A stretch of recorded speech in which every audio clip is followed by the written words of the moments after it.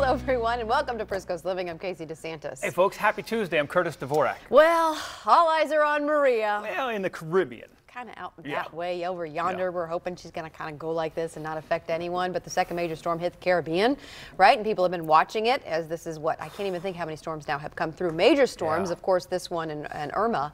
So it whipped over the French islands of Martinique yesterday. Winds were picking up. There was some torrential rains. The eye of the storm passed about 31 miles from Martinique as it began coasting over the Caribbean on Monday evening from the south to the north, generating winds. You getting ready for this? 186 miles per hour. It turned into a Cat 5 overnight, and now it's grown into, like I said, a dangerous Cat 5 storm, and some forecasters warned it might become even stronger.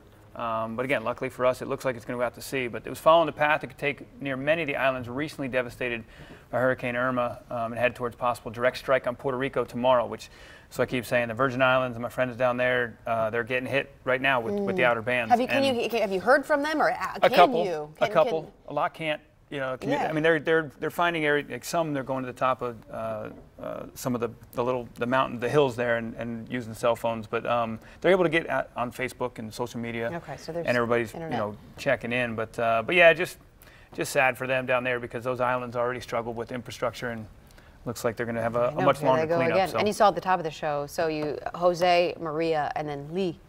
Who the heck is Lee? Like, who invited him to the party? Like, go away. Lee looks like he's way out there. Okay, good. Anyway, as for us, again, in our area, thankfully, it looks like we're not going to have to worry about Maria. Yeah, you know, and when you look at this kind of stuff, there's a lot to consider. And one of the things that people didn't consider and really didn't think of during Harvey, that's when you combine the two. Harvey and Irma. It's Harvey. Harvey. Anyway, they lost a lifetime of photos when they were washed away in the wrath of the storms. That's right. But a New Jersey company has been working to restore their precious memories, one of just a handful in the country that can take physical photos, scan, and save them digitally. Take a look.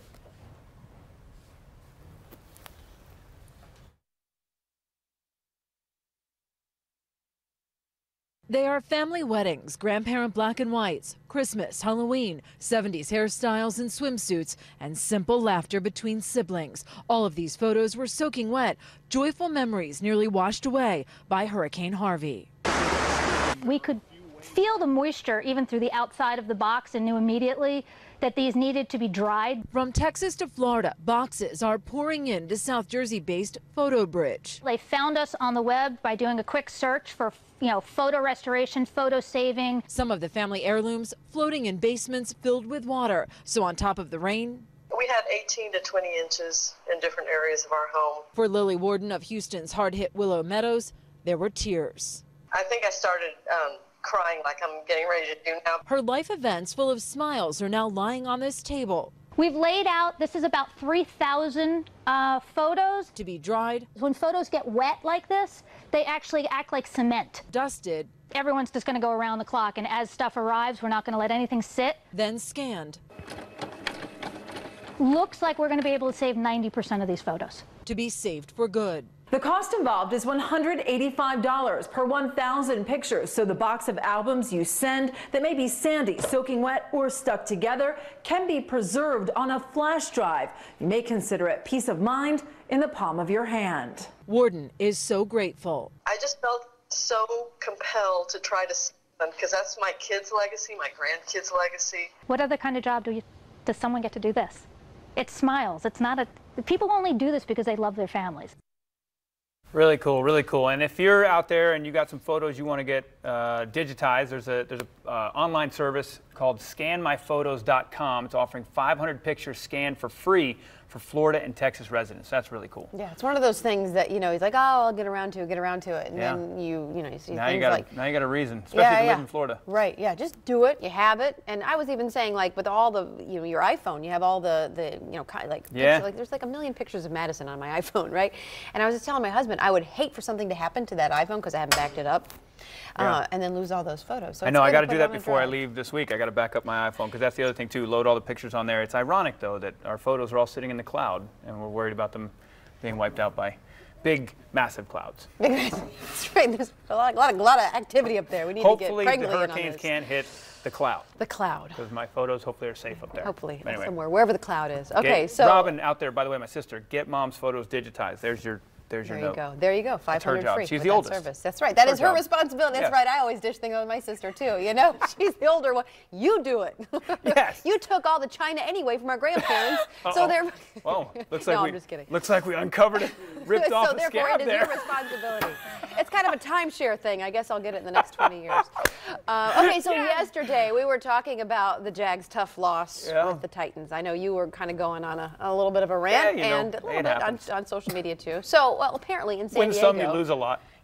Right, we're 50%, yes. right? Yeah. We're 500. Okay, so they're really having a tough time here, but they're having a tougher time with the Chargers. You know, they're a big move to LA. So one business owner out there has such a beef over his team moving, he's willing to take a hit on his bottom line to bask in their misery. So the El Pollo Grill in San Diego is offering free tacos after every loss this season for the newly minted Los Angeles Chargers. That's right. They're calling them Spanos tacos after team president and CEO Dean Spanos, who announced the team's relocation to Tinseltown last January after 56 years in San Diego. The owner of the restaurant, Victor Lopez, says he was a lifelong Chargers fan until the team moved. Some were able to forgive and forget. Most were not, and I definitely am not. And so I got to give back and make this a bigger issue than what it should be by giving out free tacos. And I want a taco right now. I can't tell you how good a taco sounds to me, but it looks like he's going to be shelling out a lot of tacos because if their season continues how it started, there could be I don't know, a lot of free food. They're 0-2.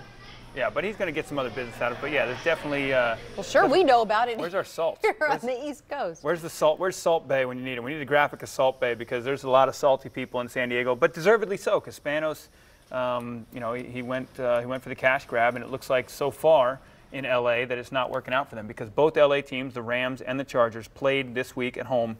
And by the way, that was the Chargers' home opener, season home opener. So you think it would be the big one for LA, all the new fans and other fans who would travel, right? Yeah, but it should be all LA. You should have a bunch of Charger fans. Well, they only have a 30,000 seat stadium right now temporarily for the Chargers.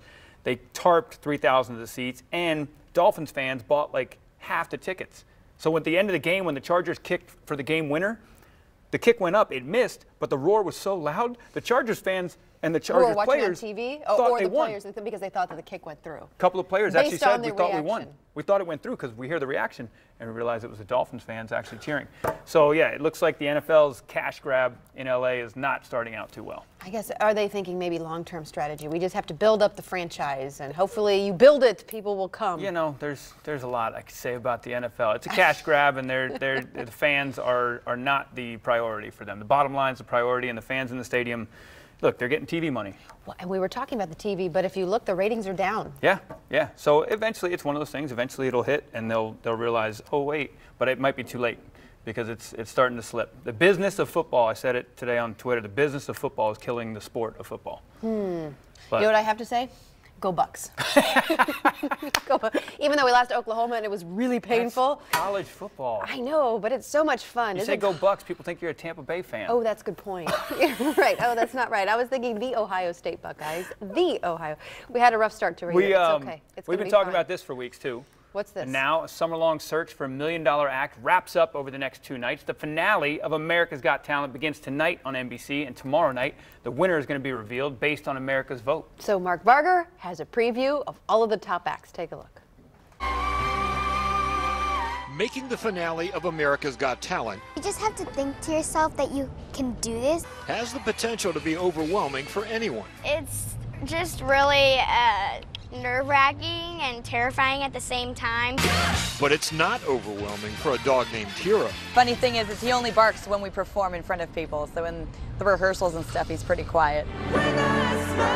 Some of the 10 finalists have overcome great obstacles. I never thought that I would be able to do anything more with music than just like singing in church or something. Singer Evie Claire lost her father to cancer just days ago. This song that I'm going to do was my dad's favorite song, and he would always sing it. It's a final performance on the Dolby Theater stage. There's just so much energy and there's such a great vibe from the audience as well. The performers hoping it's enough to earn America's vote. It's going to be really good. It's going to be like Genius or Why Are You That Dumb?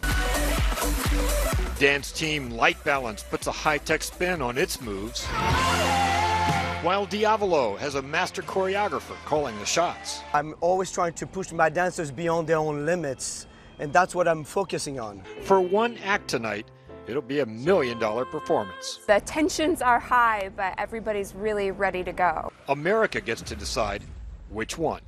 Mark Barker, NBC News. Tuesday and Wednesday on NBC.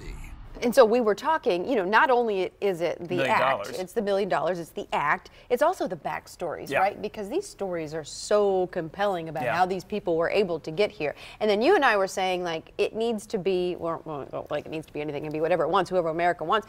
But we were saying if we were voting, it would be, what could you see in Vegas? Vegas, because that's what you get. The winner gets a show, a headline a show in Vegas, and so that's kind of what you're looking at with these. America's Got Talent, by the way, airs at 8 p.m. Eastern tonight on NBC. The 2-hour results show is tomorrow night at 8. But the winner will get the show in Vegas, and that's what I always look at. Catchy, beautiful story. She's going to inspire millions of people and continue to, because she's going to sing. The girl at the end who's lost her hearing, she's going to be fine. Tremendous singer. But who's going to, when you show up for the dog thing, can be a whole show. Yeah, I know. Could you imagine? That would be a lot of shows, though, for a dog. And the ventriloquist, the young girl. Could you imagine, though? How old is she? How many can she legally do, like, 4 shows a night? Yeah, I mean, there might be some child labor laws on that. But those type of shows will do great in Vegas, because Vegas loves shows that are for everyone, families and all kinds of stuff. The dance one. What is that one called with all the lights? With the lights. The dance one I just see as a sideshow, part of it. I look at them as, like, if a whole show was happening, they would be a great little part of it. But that ventriloquist, I'm betting on her. I bet she wins. All right. Yeah. I have no idea. Here we go. We did this last year. Merriam-Webster seems to be adding new words every year, and they added more than 250 new words to the dictionary. Wonder what Plato and Socrates and all them would say. But the dictionary words are mostly commonplace in everyday dialogue, according to the Washingtonian. The delay in making them official is due to the dictionary's word addition process, which requires a word to achieve a certain amount of usage before it can be considered. Wait a minute. Wait, whoa. So if I just say a word a bunch, over and over and over again, they'll put it in the dictionary? I think if you can get it to spread on social media and other places, I'm going to work on that. Becomes commonplace. By the time a word describing a trend has been used enough to gain its place in posterity, the trend itself is often passé. Okay, so let's get into some of the words, and I want to get your take on what you think about Merriam-Webster's new additions. California roll, again, it's almost noon if you're watching, if it's 2 p.m. and you're watching this show. I'm still hungry. California roll is one. Farmer's market is another one. I know you like that one. Now, Froyo is interesting because I thought that was a name of a company. Yogurt. But Froyo, isn't that one of the frozen yogurt? Isn't there a Froyo out there? Isn't the one with the frog? Yeah, it's Froyo. It's like a... Froyo, frozen yogurt. All right, yeah. IPA, yes, craft beers. There you go. Craft beers. And Sriracha. Sriracha. All right, there we go. I can take those. How are they being added? Those weren't already in? I thought, well, they're brand names, I guess. I don't know. Then there's... what? I gave it this one. You can see it on your screen there, folks. Bibimbap, whatever, which is a Korean dish of rice with cooked vegetables, usually meat and often a raw or fried egg. Man, back to the food stuff again. Sounds good. Ransomware, malware that requires the victim to pay ransom to access encrypted files. Troll, yeah, we've all seen these all over our social media feeds. Collective mental activity expressed in the complex, coordinated behavior of a colony of social insects such as bees or ants regarded as comparable to a single mind controlling the behavior of an individual organism. That's a lot right there. That's a long definition. That's a long one. Things of internet. Of internet. That's not a word, Webster. Networking capability that allows information to be sent to and receive objects and devices. Yeah, anyway, more words in the dictionary. There's 250 of them. We could spend the entire show going through all of them, but that would probably be pretty boring. Yeah, I haven't read the dictionary in a while.